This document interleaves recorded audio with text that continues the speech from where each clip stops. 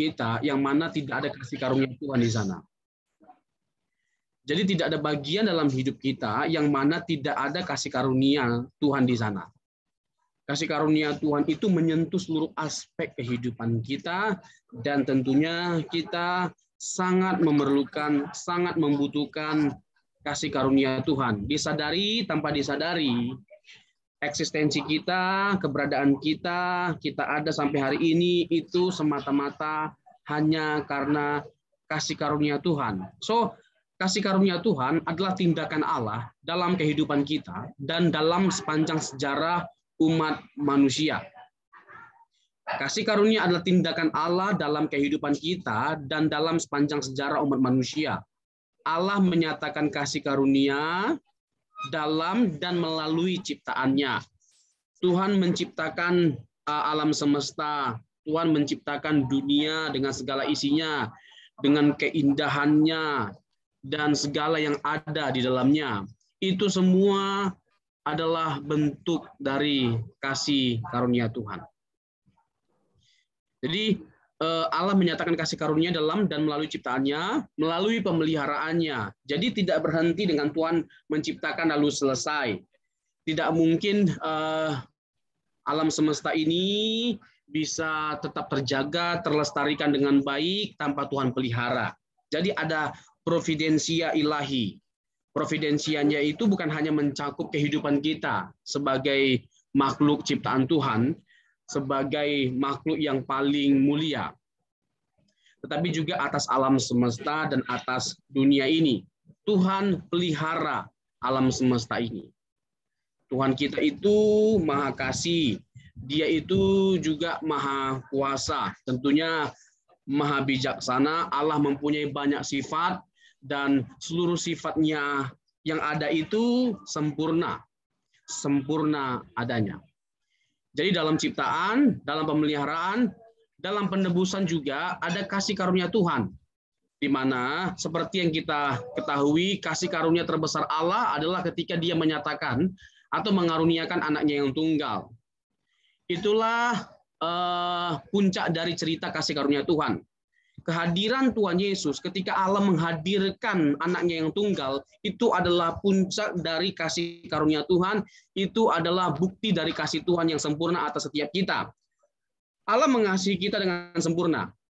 Tetapi kalau kita mempersoalkan apa buktinya? Apa buktinya? Dan kalau kita butuh bukti, maka buktinya adalah kehadiran Tuhan Yesus. Dia mempersembahkan anaknya yang tunggal bagi setiap kita. So, sebagai orang Kristen yang dewasa rohani, sebagai orang percaya kita harus menjadi seorang yang dewasa. Dewasa dalam kita mengenal Tuhan, dewasa dalam kita mengerti kebenaran firman Tuhan.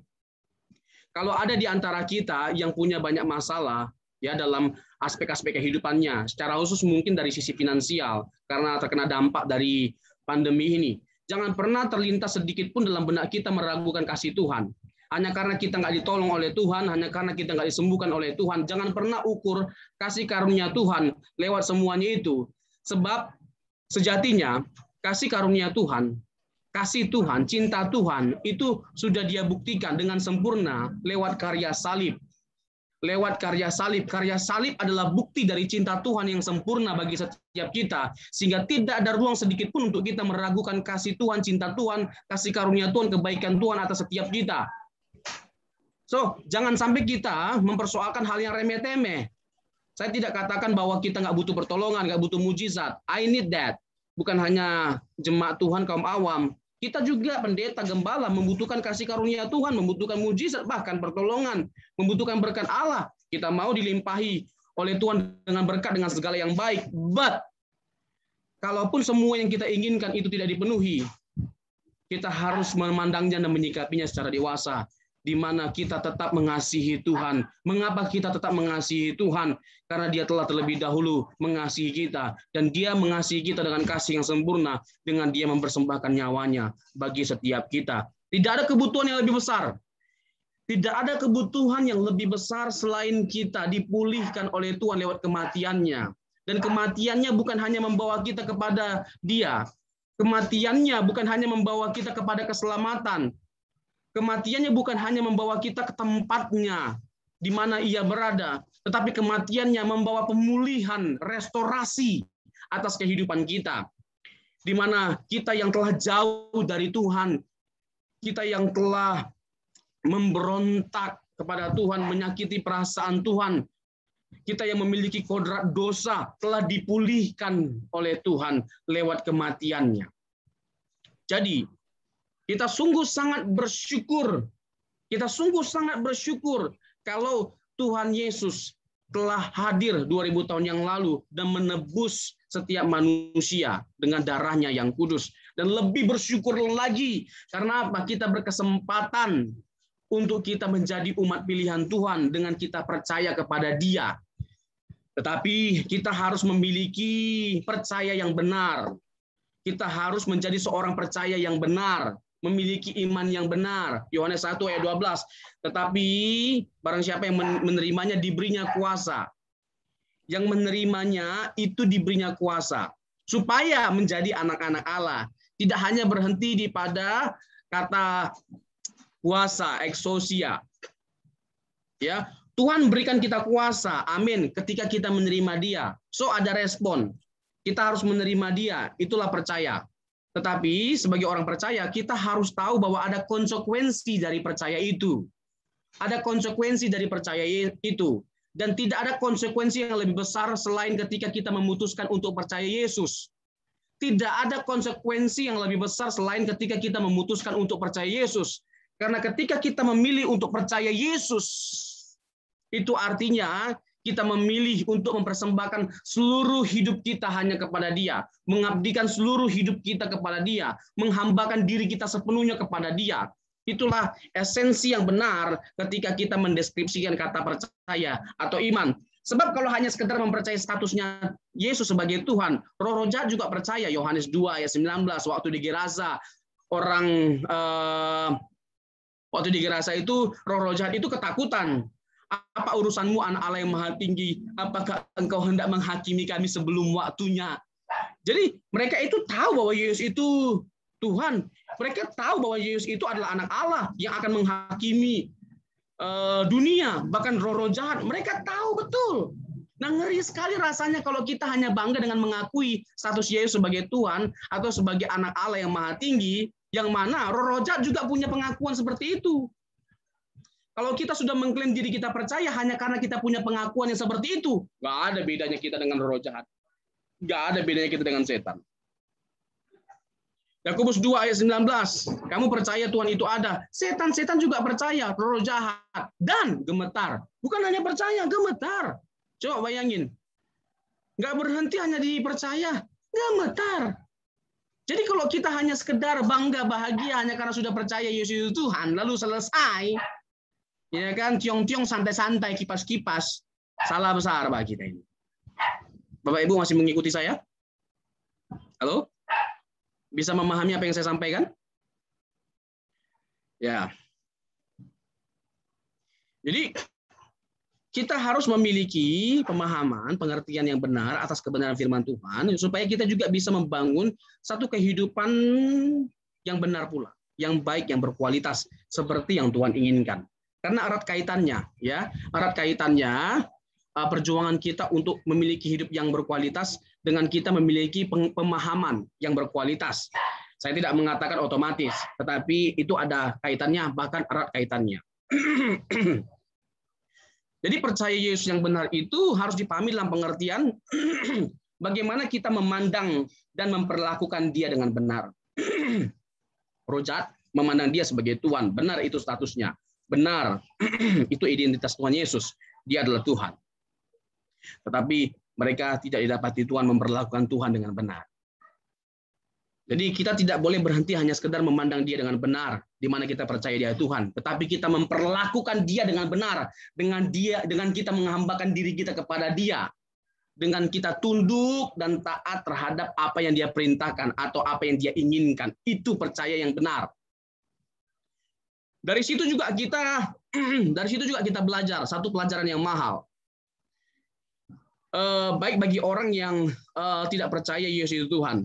Bayangkan, roh jahat aja mengakui keilahian Tuhan Yesus. Roh jahat loh. Apa urusanmu anak Allah yang maha tinggi? Apakah engkau hendak menghakimi kami sebelum waktunya? Jadi itu sebuah teguran yang sangat luar biasa di satu sisi. Roh jahat saja mengakui status Yesus sebagai Tuhan, apalagi kita seharusnya. Mereka tahu siapa Yesus. Apa urusanmu anak Allah yang maha tinggi? Jadi itu sebuah teguran bagi mereka yang masih bersikeras menolak ketuhanan, the divinity of Jesus Christ, keilahian dari Tuhan kita Yesus Kristus. Tetapi itu bukan hanya teguran bagi mereka yang tidak percaya atau masih bersikeras menolak ketuhanan Yesus. Itu juga menjadi teguran bagi setiap kita yang percaya Yesus. Kalau kita hanya bangga Yesus itu Tuhan lalu selesai, setan juga percaya, roh jahat juga percaya, Pak. Jadi nggak boleh hanya berhenti di situ. Kita harus melangkah lebih lagi dan lebih lagi, di mana semakin hari kita boleh semakin mencintai Tuhan dan semakin menjadi serupa dengan Tuhan. Tidak ada kebahagiaan Tuhan yang lebih besar, tidak ada kebanggaan Tuhan yang lebih besar selain kita didapati Tuhan menjadi semakin serupa dengan Tuhan. Nggak ada kebanggaan Tuhan karena kita kaya, punya banyak hal dalam hidup ini. Kita punya harta, punya tanah banyak sekali. Nggak ada kebahagiaan Tuhan di situ. Dan Tuhan tidak menjadi kecewa hanya karena kita miskin, pas-pasan, sederhana. Enggak. Tapi saya tidak mengatakan bahwa Tuhan tidak bangga, Tuhan tidak senang, tidak berkenan sama orang yang kaya.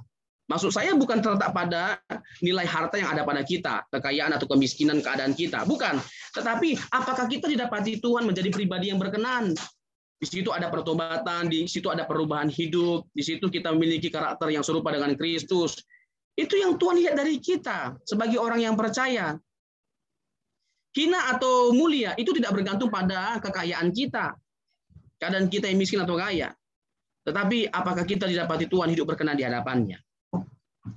Itu poin penting yang harus kita ingat Bapak Ibu sebagai orang percaya, sebagai anak-anak Tuhan. We have to prove that we love Him with our life, with our attitude. We have to prove it. Kita harus membuktikan bahwa kita mengasihi Tuhan. Itu percaya yang benar, itu kasih yang benar. So, jangan pernah mengukur kebaikan Tuhan. Jangan pernah mengukur kasih Tuhan, cinta Tuhan lewat pertolongan yang kita alami. Karena sejatinya kasih Tuhan sudah sempurna adanya dibuktikan 2000 tahun yang lalu lewat kematian anak yang tunggal. Sehingga kita tidak membutuhkan bukti apapun lagi dari Tuhan. Tuhan yang mau bukti dari kita. Tuhan yang mau bukti dari kita. Mana buktinya kalau kita mencintai Tuhan? Mana buktinya? Bukan pelayanan. Giat pelayanan juga enggak menjamin semuanya itu, Bapak Ibu. Kita giat pelayanan, punya karunia-karunia rohani, tapi kita nggak punya kasih. Semuanya itu sia-sia. Semuanya omong kosong. Semuanya itu haruslah terbukti lewat sikap hidup kita yang menjadi semakin berubah. Ada belas kasihan yang kita tunjukkan kepada orang yang butuh pertolongan. Kita menyatakan kasih dan pengampunan kepada orang-orang yang bersalah kepada kita, yang berlaku tidak adil kepada kita. Kita nggak mudah mencaci maki, kita tidak mudah sakit hati, kita nggak mudah tersinggung. Kita buktikan bahwa kita anak Tuhan lewat semua hal itu. Dengan kita punya karakter yang seperti itu, moralitas agung seperti yang diperagakan oleh anak Allah.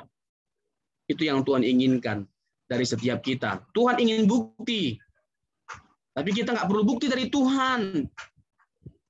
Kasihnya, cintanya, sekali lagi kebaikannya itu very perfect, sempurna.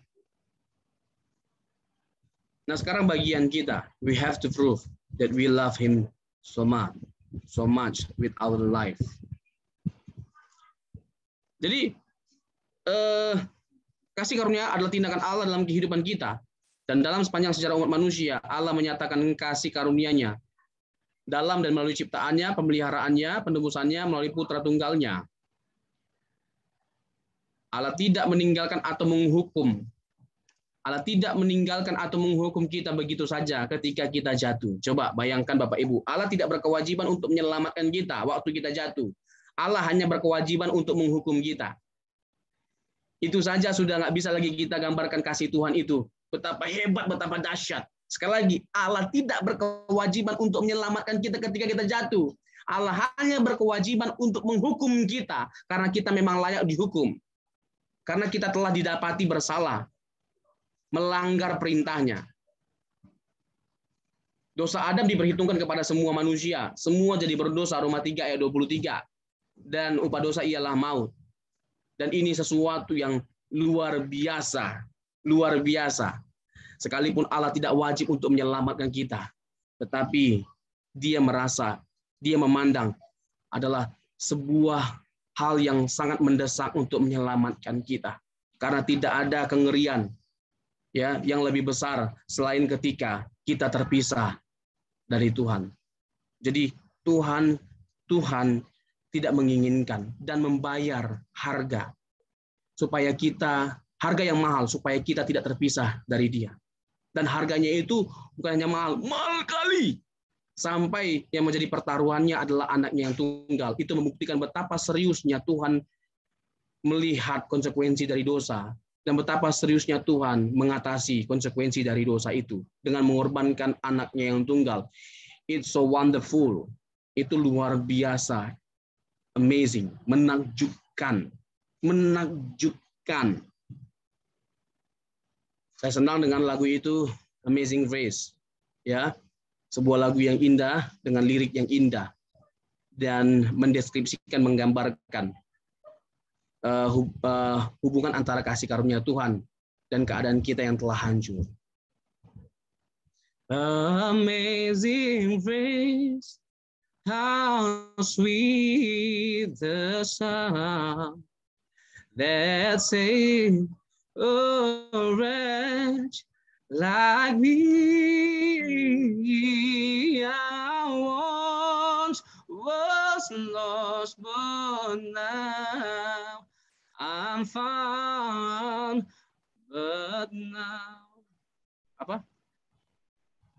Was blind, but now I see. Gak usah panjang-panjang Bapak Ibu, kalau panjang-panjang bayar. Jadi singkat-singkat aja. Ya kan? Sebuah lagu yang sangat indah yang dikarang oleh seseorang yang merasa dirinya itu tidak layak karena dia telah melakukan atau punya kesalahan atau dosa yang sangat besar. Amazing Grace, how sweet the sound that saved a wretch like me, seorang yang hancur, seorang yang rusak seperti saya, John Newton kalau nggak salah namanya. Dia memandang dirinya betapa hancur, betapa rusak, tetapi hidupnya yang rusak telah diubahkan lewat anugerah Tuhan. Suatu kali ketika dalam perjalanannya, ya naik kapal di laut yang ada bahaya besar, dan dia berjanji kalau Tuhan tolong dia akan bertobat. Dan kalaupun sampai dia selamat, itu hanya karena pertolongan Tuhan. Dan bahkan lebih dari masalah yang dihadapi pada waktu itu, karakternya yang rusak pun, moralnya yang rusak pun, bisa diubahkan. Itu hanya karena pertolongan Tuhan. Bapak Ibu percayalah, tidak ada orang yang terlalu rusak sampai anugerah kasih karunia Tuhan tidak mampu memulihkan hidup kita. Tidak ada dosa yang terlalu besar sampai kasih karunia Tuhan tidak cukup untuk mengampuni kita. Anugerah kasih karunia Tuhan selalu enough. It is sufficient, it is enough. Itu cukup dan selalu cukup, bahkan berkelimpahan dalam kehidupan kita. Saya senang ketika Paulus bahagia dengan jawaban Tuhan, cukuplah kasih karuniaku bagimu, justru dalam kelemahanmu kuasaku menjadi sempurna. Tidak mudah menerima kebenaran saat kita memandang diri kita sebagai seorang yang aktif melayani, mengasihi Tuhan sungguh-sungguh. Tidak mudah menerima kenyataan bahwa Tuhan tidak menyembuhkan kita, tidak memenuhi apa yang kita minta. Tidak mudah menerima hal itu, tetapi kita bersyukur dan belajar dari teladan Paulus, seorang rasul yang luar biasa pintarnya, luar biasa dipakai Tuhan, bahkan dengan karunia kesembuhan yang luar biasa. Tetapi ingat, dia juga punya karakter yang luar biasa. Sebuah teladan yang luar biasa yang Paulus tunjukkan, Paulus praktekkan, Paulus peragakan dan berikan bagi setiap kita. Gak usah Tuhan Yesus, Paulus saja itu mengagumkan sekali, ya, membuat kita takjub Luar biasa tokoh yang satu ini, rasul yang satu ini. Dia memberikan pelajaran yang begitu luar biasa, bukan hanya dari sisi tulisan-tulisannya yang mengagumkan setiap kita, tetapi juga karakternya, di mana dia bisa menerima. Dia sering mendoakan orang sakit sembuh, tetapi ketika dia sakit, dia minta kesembuhan, tapi Tuhan tidak sembuhkan. Tetapi dia tidak menjadi marah kepada Tuhan. Justru dia belajar untuk menemukan maksud dan tujuan Tuhan, kebaikan Tuhan di balik hal-hal yang tidak menyenangkan secara daging dalam hidupnya. Supaya dia tidak bermegah diri, supaya dia tidak menyombongkan diri. Dia menerima kenyataan itu dan itu luar biasa. Dan saya percaya Bapak Ibu, tidak ada masalah yang tidak punya tujuan dan maksud. Pasti ada tujuan dan maksud Tuhan di balik setiap masalah, persoalan atau penderitaan yang kita alami, dan selalu ada kasih karunia Tuhan yang menyertai, yang memampukan, memelihara, dan menolong setiap kita. Ada kalanya mujizat nggak dinyatakan, ada kalanya pertolongan tidak tersedia, tetapi tidak mungkin tidak pernah tersedia, tidak mungkin tidak tersedia kekuatan dari Tuhan, dan itu lebih dari kita butuhkan, lebih kita butuhkan dari apapun, supaya kita tetap kuat dalam kita menghadapi setiap persoalan. Selanjutnya, ini baru pendahuluan, ini baru satu slide.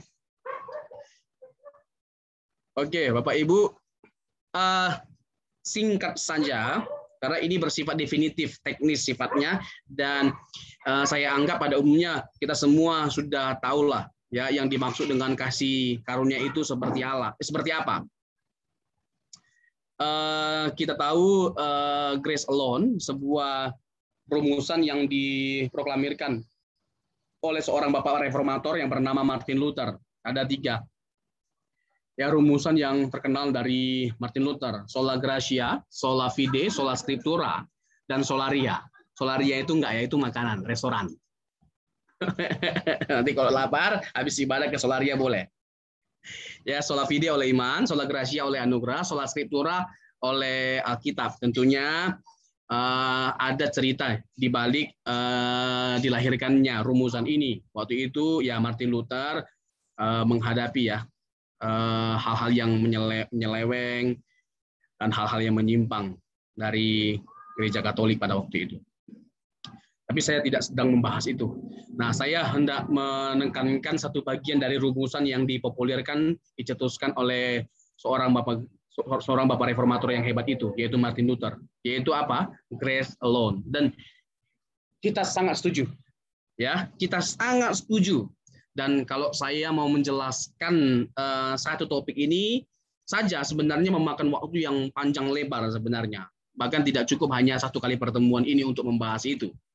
Tapi saya akan membahas hal-hal yang esensial, hal-hal yang penting saja, yang membuat kita bisa cukup mengerti, ya, mengapa kekristenan itu identik dengan kasih karunia, mengapa kekristenan itu identik dengan anugerah, grace alone.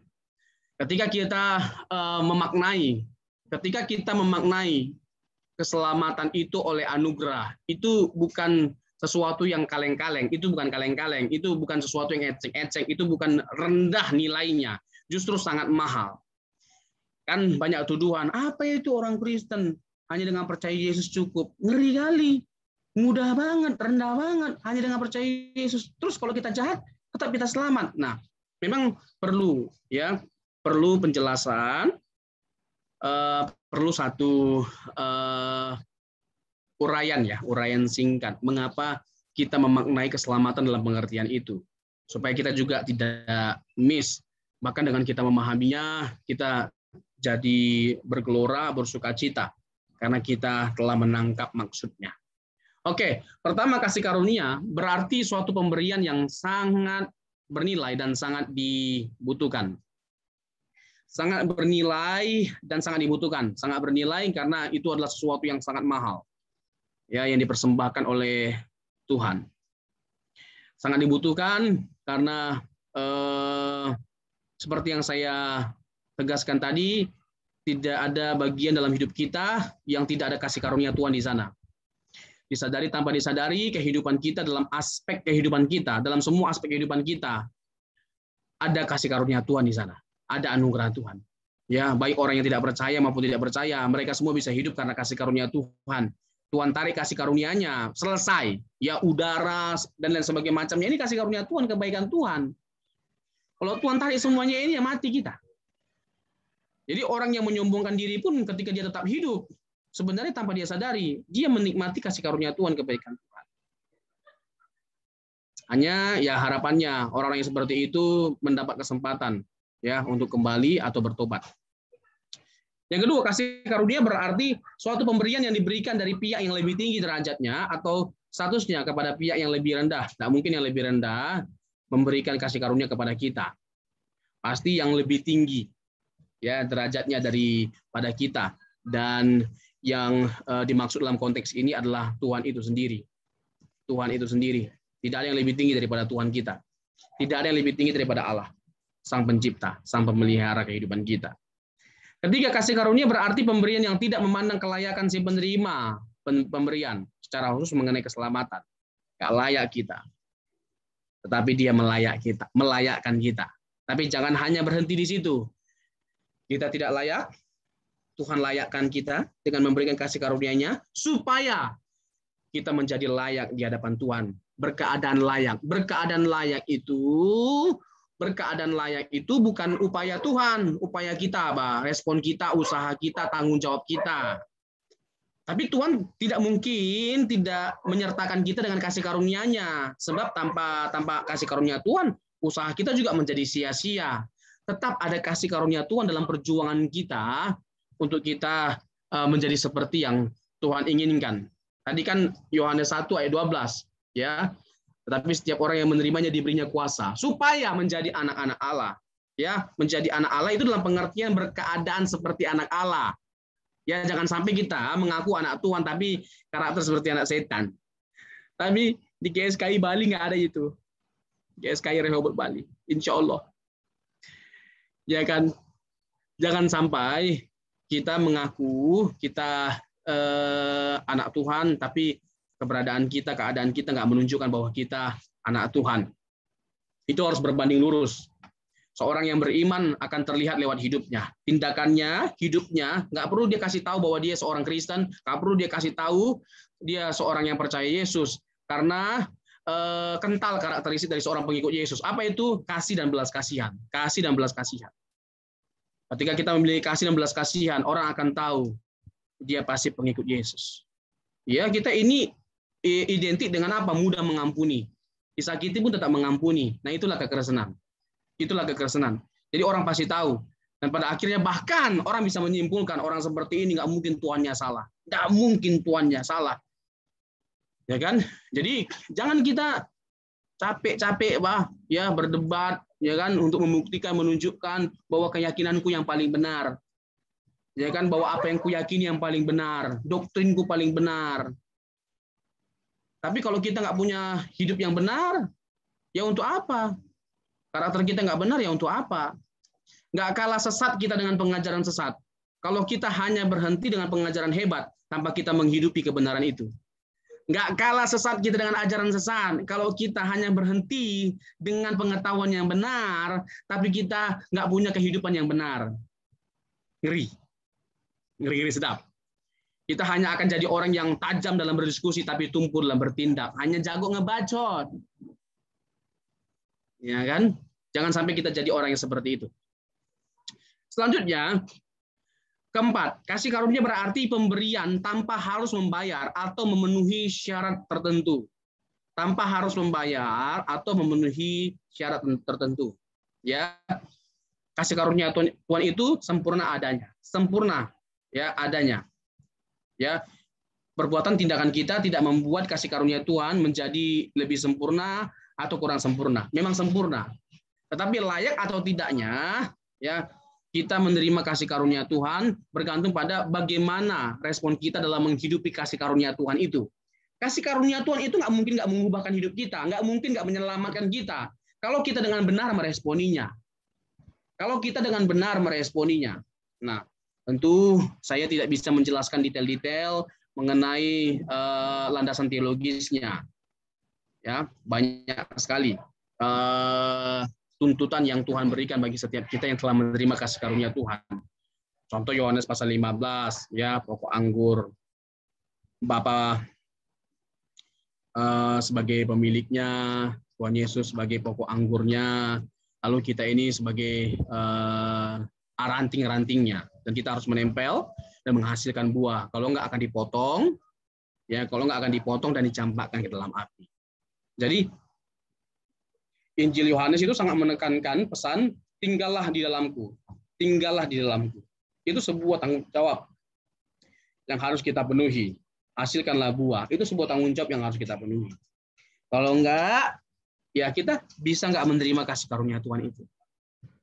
Ya, itu saja yang mau saya sampaikan terkait dengan kasih karunia. Nah, saya bahas sepintas saja, ya, dari beberapa case, ya, yang utama yang saya sudah sampaikan tadi, bahwa kasih karunia Tuhan itu ada dalam seluruh aspek kehidupan kita, dalam karyanya, terkait dengan ciptaan, dia menciptakan alam semesta, terkait dengan pemeliharaan, dia memelihara, terkait dengan penebusan, dan hal-hal yang lainnya. Nah, saya mau membahas mengenai keselamatan, kasih karunia dalam keselamatan. Kasih karunia dalam keselamatan. Allah adalah pribadi yang maha kasih dan maha adil.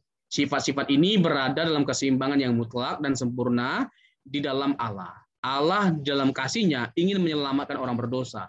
Allah di dalam keadilannya harus melaksanakan murka dan penghakimannya atas dosa.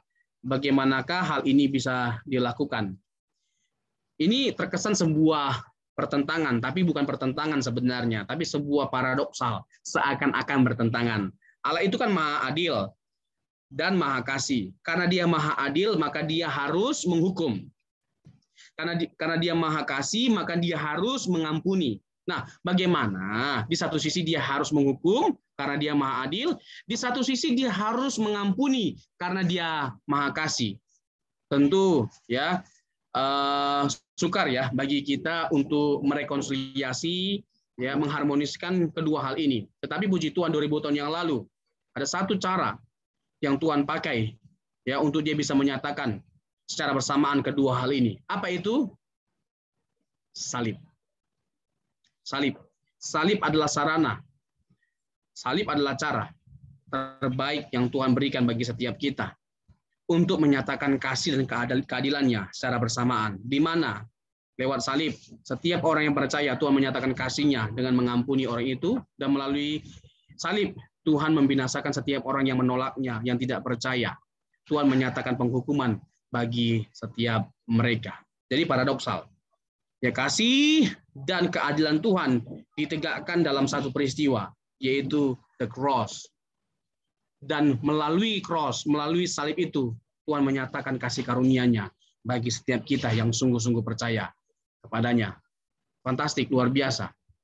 Ya, ini bukan sebuah kelemahan dalam doktrin kekristenan. Keselamatan karena kasih karunia itu bukan sebuah kelemahan, justru itu sebuah kekayaan, ya, kekayaan dalam intelektualitas, bahkan dalam spiritualitas, dalam kekristenan. Nggak bisa kita gambarkan dengan kata-kata betapa dahsyat dan luar biasanya Tuhan itu, ya, betapa hebat dia, betapa besar dia, betapa agung, betapa tidak terselami pikirannya. Seharusnya tidak layak, ya, tidak layak kita mendapatkan kebaikan pertolongan Tuhan atau kasih karunia Tuhan, tetapi dia melayakkan kita karena kasih-Nya lebih besar daripada kesalahan kita, daripada dosa kita. Kalau seandainya Tuhan tidak menyatakan kasih-Nya, anugerah-Nya, maka mustahil kita bisa diselamatkan. Mustahil kita bisa diselamatkan. Mustahil hubungan kita dengan Bapa, dengan Allah itu dipulihkan. Mustahil kita kembali kepada rancangan Tuhan yang semula. Tidak mungkin. Jadi kasih karunia Tuhan justru adalah bukti kekuatan dari kekristenan. Kita harus memahami ketika manusia jatuh dalam dosa, manusia tidak berdaya, manusia hancur, manusia rusak. Ya, manusia tidak berdaya untuk menyelamatkan dirinya sendiri.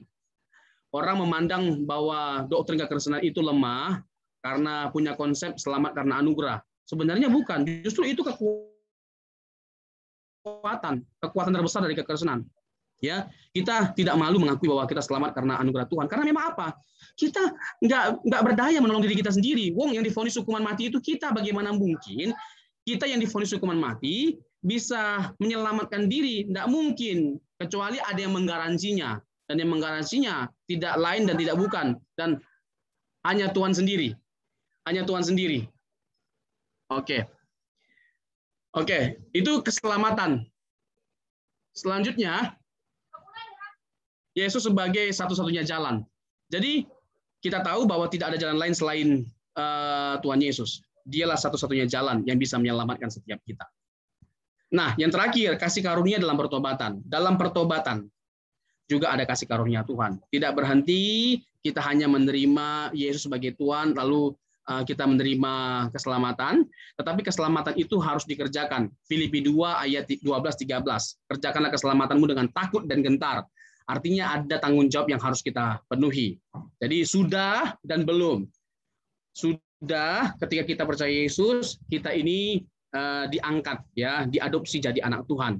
Tetapi belum, kita belum berkeberadaan seperti yang Tuhan inginkan. Dan ini merupakan tanggung jawab yang harus kita penuhi selama kita hidup. Tuhan Yesus memberkati. Saya kembalikan kepada Bapak Gembala atau host. Baik, terima kasih untuk pemaparannya Bang Robson. Untuk Bapak Ibu sekalian yang ingin bertanya bisa mengklik tombol raise hand atau bertanya di kolom chat. Untuk pertanyaan sudah ada masuk nih, Bang, dari seseorang yang anonim. Mungkin saya bacakan saja ya, Bang ya. Shalom, Bang. Bagaimana cara memandang kasih karunia secara dewasa rohani sehingga tetap memiliki roh takut akan Tuhan? Boleh dijawab, Bang Robson?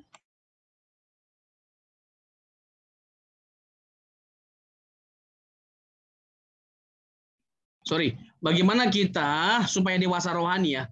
Iya, cara memandang kasih karunia secara dewasa rohani. Iya, tadi sudah saya singgung juga. Jadi kita aktif ya, ada sinergitas ya antara kita dengan Allah. Jadi ketika Tuhan sudah menyelamatkan kita, mati buat kita, itu ya dalam hal itu kita pasif. Ya tersedianya keselamatan itu karena Allah. Tetapi ketika kasih karunia telah dinyatakan, keselamatan telah dinyatakan, kita aktif untuk meresponi keselamatan yang Tuhan sudah sediakan. Dengan kita menghidupi kasih karunia itu. Sama kurang lebih seperti ini. Bangsa kita.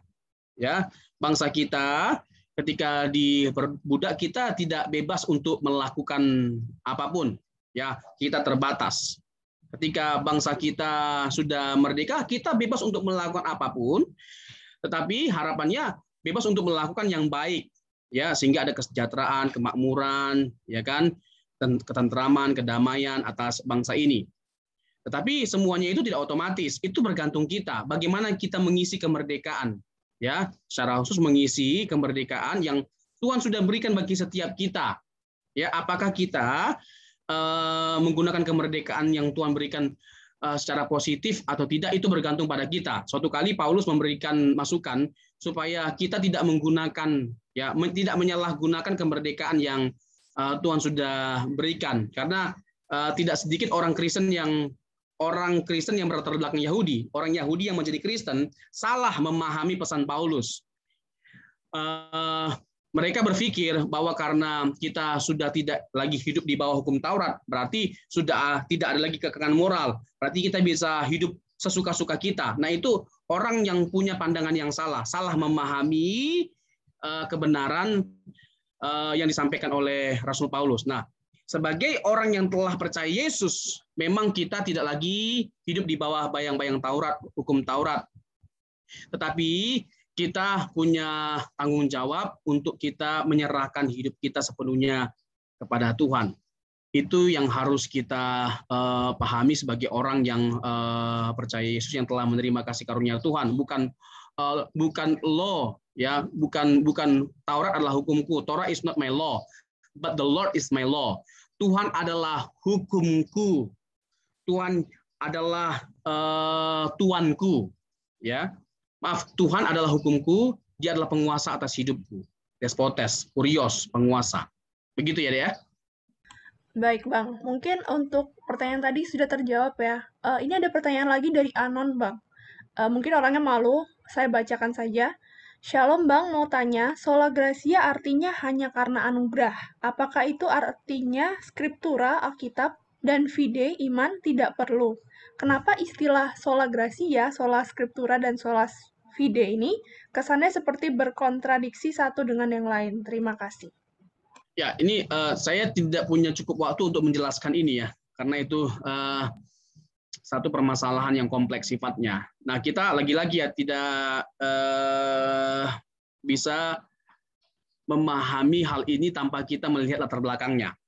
Jadi ada hal yang melatar belakangi munculnya sola itu. Terus uniknya dari pengakuan itu bukan terletak pada grasianya, bukan terletak pada skripturanya, bukan terletak pada fidenya, tetapi solanya. Oleh. Mengapa oleh anugerah? Karena pada waktu itu Martin Luther berhadapan sama orang-orang yang kamu nggak bisa hanya percaya Yesus, kamu harus beli surat utang dosa, pengampunan dosa. Ya kan, kamu harus kasih ini, kasih itu, apa segala macam. Nah, Martin Luther itu merombak semuanya ini, apalagi ketika dia melihat surat Roma. Jadi semuanya ini udah bertolak belakang dengan Alkitab, dengan kebenaran. Nah, inilah latar belakangnya. Lalu sola gratia, atau sola scriptura. Kalau sola scriptura oleh Alkitab, Alkitab tok artinya. Alkitab, jangan tambahkan dengan tradisi ini, kita masih perlu tradisi ini, tradisi itu. Karena pada waktu itu gereja sangat menekankan tradisi gerejawi. Ya, kita harus begini apa segala macam. Enggak, kata Martin Luther, cukup hanya Alkitab. Nah, itu pertentangan yang dihadapi oleh Martin Luther pada waktu itu, sehingga lahirlah sola fide, sola gratia, sola scriptura, yang mana sebenarnya semua hal ini sesuatu yang Alkitab tekankan. Ya, di luar dari apa yang Alkitab tekankan jangan ditekankan, jangan ditegaskan, apalagi dibuat jadi formulasi kepercayaan kita. Baik, Bang. Begitu. Mungkin sudah menjawab secara singkat dan jelas dan padat. Mungkin pertanyaan selanjutnya, Shalom, Bang. Kapan kasih karunia berhenti berlaku untuk seseorang? Apakah pada saat manusia meninggal? Seperti itu pertanyaannya. Oh, saya agak kabur dengan pertanyaan ini. Kasih karunia Tuhan apakah berhenti? Kasih karunia Tuhan itu nggak pernah berhenti. Waktu kita di surga pun kasih karunia Tuhan itu tetap ada. Justru kesempurnaan kasih karunia Tuhan kita alami, maksudnya kita rasakan. Ya, itu waktu kita di surga. Saat ini kita merasakan kasih karunia Tuhan, tapi kesempurnaan dari kasih karunia-Nya, finalitasnya kita rasakan, kita alami pada waktu kita di surga, di mana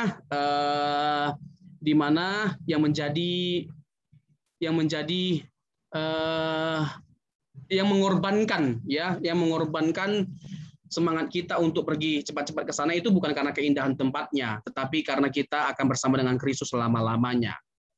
Bersama dengan Kristus selama-lamanya, itulah kesempurnaan dari kasih karunia Tuhan yang memang sudah Tuhan kerjakan dalam kehidupan kita waktu Dia di dunia ini. Baik, Bang.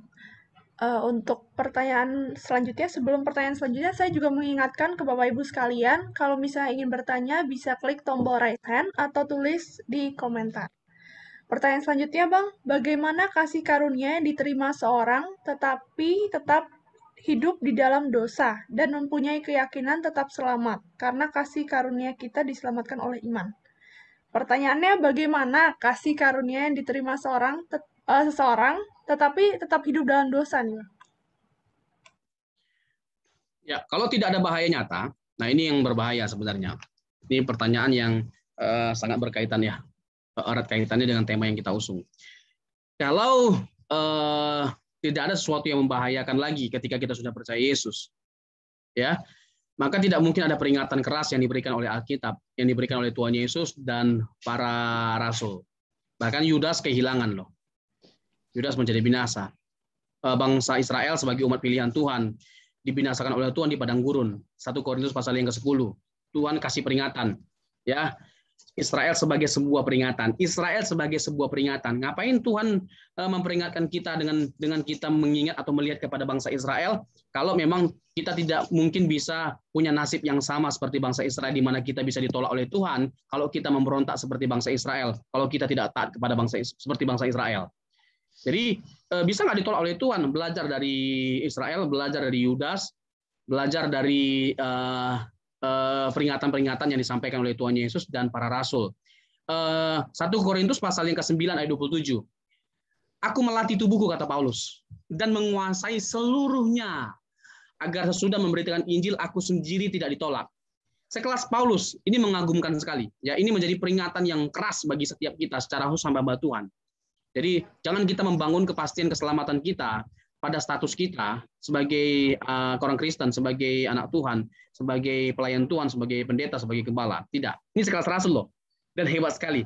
Dia sendiri saja yang sudah dipakai Tuhan luar biasa, masih takut ditolak. Lebih bagus kita takut ditolak lalu kita mengerjakan keselamatan kita dengan sungguh-sungguh daripada kita terlalu yakin dengan keselamatan kita. Padahal pada akhirnya ketika kita di hari penghakiman, Tuhan tolak kita. Ngeri. Ya, jadi bisa ditolak. Ya, selanjutnya. Mungkin Bapak Ibu ada yang mau bertanya lagi, bisa langsung mencantumkan. Sebentar Bang, ada pertanyaan nih. Namanya, mencantumkan namanya bukan nomor rekening ya. Ya, jangan cantumkan nomor rekening. Halo Bang Robson, saya mau bertanya, lalu bagaimana menanggapi seseorang yang menolak kasih karunia? Apakah hal tersebut berarti ia tidak memperlakukan Tuhan dengan benar? Terima kasih. Tuntun dia. Tuntun dia, jangan pernah jemu-jemu untuk menuntun dia. Ya, kita harus punya hati. Kita harus punya hati dan belas kasihan untuk menuntun dia, karena ngeri benar rasanya kalau sampai dia binasa. Ya, jangan ada kata capek, jangan ada kata lelah. Anggap dia saudara kita, anggap dia abang kita, cicit kita, adik kita, orang tua kita, bapak atau ibu kita kalau dia memang sudah tua. Tuntun dia dengan tidak habis-habisnya, dengan tiada lelah. Karena sebelum hidupnya berakhir, kita masih punya kesempatan. Baik. Mungkin ada lagi yang mau bertanya, Bapak Ibu sekalian? Kalau mungkin tidak ada, kita bisa langsung ke kesimpulannya, Bang, atau ringkasan dari hari ini gitu. Ya. Jadi Bapak Ibu, kita sungguh sangat bersyukur ya bisa menikmati kasih karunia Tuhan. Dan semua manusia secara general itu menikmati kasih karunia Tuhan. Sekali lagi ya, siapapun dia, disadari tanpa disadari, dia pasti menerima dan menikmati kasih karunia Tuhan. Tetapi dalam pengertian spesifik ya, bagaimana kita menikmati persekutuan dengan Tuhan, menikmati indahnya hadirat Tuhan, ya relasi dengan Tuhan, itu khusus bagi mereka yang menerimanya. Terus bisa kita nikmati satu kesempatan di mana kita bisa berjuang seperti Yesus serupa dengan Dia, itu khusus bagi mereka yang menerimanya. Tidak ada pekerjaan ya, tidak ada pengerjaan yang lebih indah selain ketika kita ditugaskan untuk berjuang menjadi serupa dengan Tuhan Yesus. Roma 8 ayat 29 ya, di mana Tuhan menginginkan kita supaya menjadi serupa dengan gambaran anaknya. Gambaran anaknya. Roma 8 ayat 28 kita tahu sekarang Allah turut bekerja untuk mendatangkan kebaikan bagi mereka yang mengasihi Dia dalam segala hal. Kebaikan yang dimaksud di situ bukan kita jadi kaya, dari miskin jadi kaya, sakit sembuh, ya kan? Kita punya banyak harta, nggak punya jodoh jadi punya jodoh, nggak punya mobil jadi punya mobil. Bukan itu kebaikan yang Tuhan maksud di situ. Dan jangan mendowngrade kebaikan Tuhan. Ada kasih karunia yang begitu luar biasa yang Tuhan mau anugerahkan bagi setiap kita, di mana Dia menyertai kita, Dia turut bekerja untuk mendatangkan kebaikan. Apa itu kasih karunia-Nya? Apa itu kebaikannya? Yaitu kita diberi kesempatan untuk menjadi serupa dengan gambaran anaknya. Itulah kebaikan yang dimaksud dalam Roma 8 ayat 28. Jadi mari Bapak Ibu kita belajar untuk menghidupi kasih karunia Tuhan day by day, dari hari ke hari. Tuhan Yesus memberkati. Terima kasih Bang untuk pelayanannya. Mungkin selanjutnya bisa pimpin kita dalam doa sebelum nanti kita ada pengumuman juga Bang. Mungkin saya serahkan langsung saja kepada Bapak Gembala, dan saya sebelumnya Pak Gembala minta maaf karena saya langsung ada pelayanan lagi nanti. Terima kasih banyak buat kesempatannya, Bapak Ibu. Terima kasih, Tuhan Yesus memberkati kita semua. Tuhan Yesus memberkati Pak Chandra, Pak Gembala. Terima kasih Bapak Uda. Ya, terima kasih Pak Robson untuk pelayanannya, luar biasa. Ya, kita diingatkan pada pagi menjelang siang hari ini begitu besar kasih karunia Allah dalam kehidupan kita, dan kita harus responi dengan baik ya. Bagaimana kita harus berubah dalam kehidupan kita sehari-hari untuk menjadi seperti Kristus. Kita mau berdoa, kita aminkan firman Tuhan ini supaya masuk dalam hati kita, dimateraikan. Mari kita bersatu dalam doa. Bapa, terima kasih buat kebenaran firman-Mu pada pagi menjelang siang hari ini, Bapa. Kami diingatkan dan diajar bagaimana kasih karunia Allah yang begitu besar dalam kehidupan kami. Yaitu Engkau datang, Putra-Mu datang menebus kami, sehingga kami diberikan kesempatan untuk hidup menjadi serupa dengan gambaran anak-Mu, Yesus Kristus yang mulia Tuhan kami. Bapa, biarlah pada pagi menjelang siang hari ini, kami memiliki komitmen yang benar senantiasa dalam kehidupan kami, untuk kami taat, setia melakukan kehendak dalam kehidupan kami, mematikan segala ego, keinginan daging, keinginan mata, dan gangguan hidup, karena kami mau hidup hanya melakukan kehendak Allah saja. Bapa, Engkau sempurnakan kami terus hari lepas hari, dan biarlah kami tetap setia, menyadari bahwa setiap peristiwa yang terjadi dalam kehidupan kami adalah cara Tuhan untuk membentuk kami menjadi seperti Tuhan Yesus Kristus, sehingga kami terus bertumbuh di dalam kebenaran. Hari lepas hari kami didapati semakin hari semakin berkenan di hadapan-Mu. Terima kasih Bapa, Kau berkati hamba-Mu ini, Bapak Robson Samusir yang sudah menyampaikan kebenaran firman-Mu. Berkati pelayanan berikutnya Bapa, biarlah setiap orang yang mendengarkan kebenaran firman-Mu bertobat dan semakin mengasihi Engkau. Terima kasih Bapa, kami serahkan semua dalam tangan-Mu, di dalam nama Tuhan Yesus Kristus. Kami ucap syukur pada-Mu dan berdoa. Haleluya. Amin. Amin. Amin. Oke, silakan pengumuman.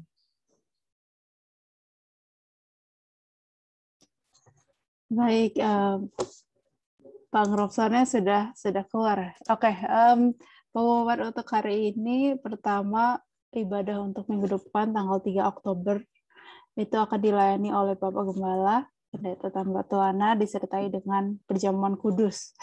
Jadi mohon Bapak Ibu jemaat semua dapat mempersiapkan roti dan anggur perjamuan di rumah masing-masing. Yang kedua, persekutuan Youth Home tetap selalu dilaksanakan setiap hari Jumat jam 7 malam. Sekian pengumumannya, saya kembalikan untuk doa berkat. Terima kasih.